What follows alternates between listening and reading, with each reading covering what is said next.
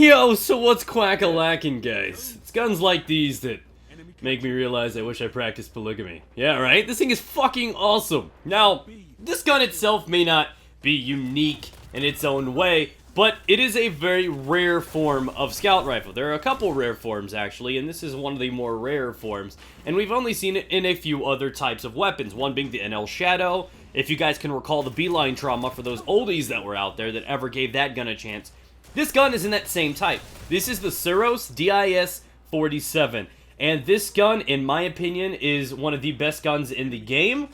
And personally, in my favorite type of scout rifle category. What I love so much about this weapon is its rate of fire. Unfortunately, it doesn't have the time to kill and reliability of something that hits for like 61, like Itlalok and other guns like that. But for the most part, the gun is absolutely incredible. And like I said, there are limited amounts of guns in this category out there, so a lot of people haven't had a lot of time to experiment with it, but I fully encourage you guys to get out there and give this one a go the next time it does appear in the Arms Day collection. So, let me entertain you for a moment and let you know exactly why I think this is one of the best scout rifles in the game and why its type is what makes it so exclusive and easy to use. Now, this gun is in the category of lowest damage, highest rate of fire. For a lot of people, that's kind of like, okay, why do you need that for a scout rifle? You've got scout rifles that hit for 73 to the head, 3 shot to kill. A lot of the other ones are 4 shot to kills with 61 to the head, but of course they have slower rate of fire. So why is this one so important?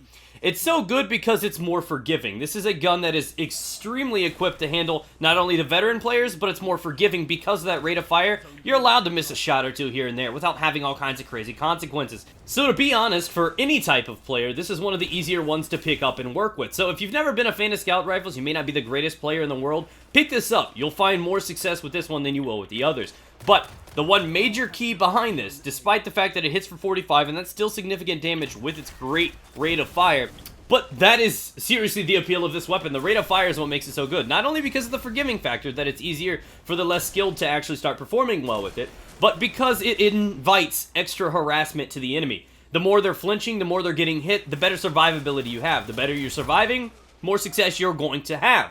So, in the end, that translates to a gun that is going to be able to contest things like quicker rate of fire weapons, autos, pulse rifles, better than your average 73 impact one would. So, I honestly believe that this gun is about the best one you can go to, the best well-rounded one, despite the fact that it may not be the quickest time to kill scout rifle out there. It's more forgiving, it's easier to use, it's just an absolutely amazing beast of a weapon, and because of that, like I said, more harassment's great. It'll extend your survivability. The more shots you're pounding into the enemy, the more times they're going to flinch, they're going to be harder to land precision shots on you, or even just shots in general. So, because of that enough harassment that you can put on them, it gives you the freedom to start contesting guns and types that you would not have been able to before. Of course, you have your Jade Rapids and stuff that can hit 73 to the head, and that's great, but those are built for longer range engagements, more damage over distance. You can rely on those because of that type of scout rifle. But again, that makes them less reliable in close quarters. This, with the rate of fire, allows you to contest things like last words and hawk wounds, things that you can't get from those other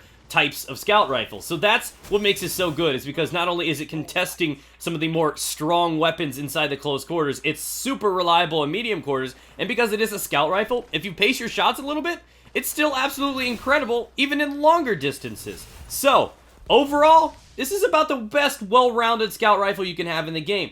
I would not even be afraid to take it into something like Trials. That is pure honesty coming from me right now. That's not the poo-poo. That's the truth. So thank you guys for watching. If you enjoyed, be sure to subscribe for future Taken King gameplays and reviews. Feel free to continue browsing the channel by clicking one of the recommended videos on your screen. And have a great evening, guys.